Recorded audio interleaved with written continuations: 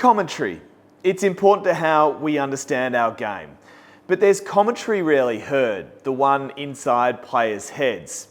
In this series, we take you inside the Demons' minds, the highs, the lows, the psychological side of the game. This is the Melbourne Mindset, brought to you by IG. Jacob, thanks for your time. Welcome along. Thank you for having me. Good to see you. So let's start with your AFL journey.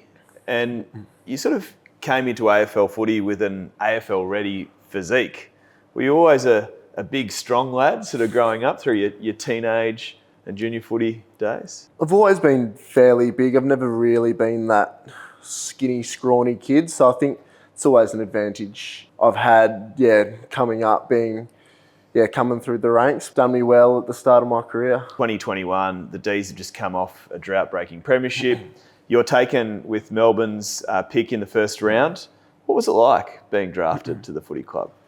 It was exciting. I didn't know where I was going to go. So leading into that day, that week was very nerve-wracking. I was right at the end of the first round, so I didn't know if I was going to be on the first night or the second night. But in the end, super happy to be picked up by the D's and couldn't ask for anything more.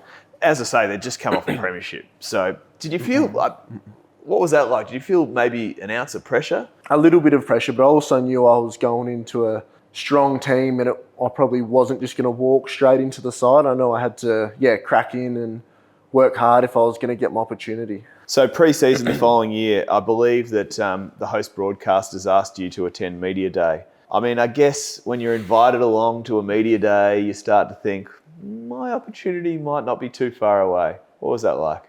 Yeah, it was surreal, really. I'd never done anything like that before. Going into the Media Day, getting suited up with the Max Gorns, Christian Petrarcas, Clayton Olivers of our team, and I'm just thinking I'm nowhere near them. But then again, it also given me a sense of trust and felt like I was going where I needed to go if they see me and want that footage of me to use throughout the year at some point. So no, it was good. Are those senior guys calming influences?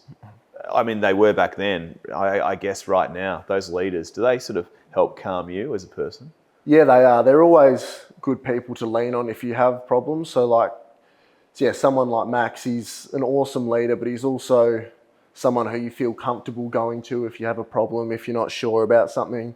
And I think that's what you want in your captain. That's something you, really look for. What's it like lining up against those more senior bodies all of a sudden?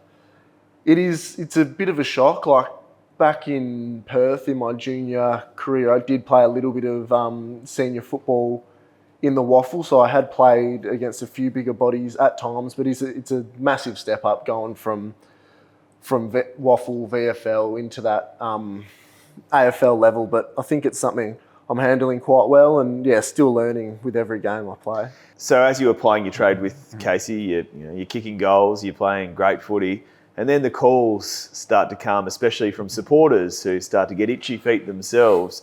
I mean, how does that sort of correlate with you? What are you thinking about? I think your mind always just goes back to what you know and what you've been told and having trust in the footy club that they're doing the right thing by me. And they have a set path that they want me to follow and a process that they're putting me through. So I think it's just trusting the program and really, sticking to that and just doing the best you can kind of where you are and where you're situated. Surely you got itchy feet though. I mean, it's sort of instinct, right? Yeah, a little bit at times, but there was parts of my game where I wasn't ready to be an AFL player. Like I wasn't physically fit enough or just wasn't ready at that time. The club knew that and we'd gone over that as well. So I think it was just, being patient and doing what I could at the time. It's hard to teach patience, especially for a young kid. I mean, speaking to your mentality in that instance, how do you stay patient? Well, like I said before, just trusting the club, trusting that they know what they're doing and what's best for me, because I was only 19 years old where they've been doing this for 100 years. So it's, trusting the coaches, the high performance program, that they're all going to do the best thing for me. Fast forward to round 3 of that season and you finally get your chance.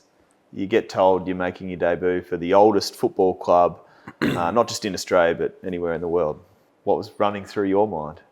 Yeah, it was really exciting. I think I was more excited for those people around me as well. My mum, dad, brothers, like they're my biggest support network, and just to see how happy they were, the smile on their faces as well when I told them, and then when they got here before the game, spending time with them, how excited they were. I think, yeah, it all clicked for me, just how much it really means to people. So you're thinking about them. Are you also thinking about getting out there, what it's going to be like, getting your hands on the footy for the first time?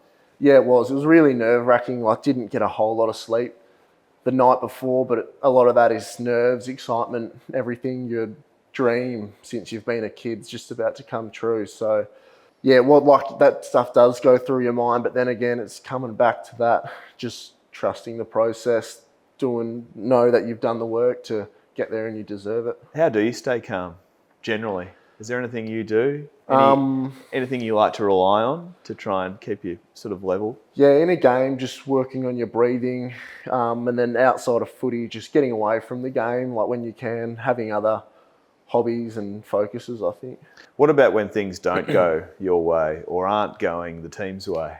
In that case, it's, yeah, more just resetting. So finding a reset tool, and then coming back to what we know, what we've been taught. So moving on from those mistakes or things not going our way, and coming back to what we know we're good at, and driving that. Jacob van Rooyen has had plenty of pressure piled onto his 21-year-old shoulders, and so far has answered all the questions asked of him. Staying committed to your goals and not letting outside expectations impact your process is a mindset that is as critical for traders as it is for our Ds. Whether it's in the markets or on the field, mastering your mindset is vital to help you perform at your best.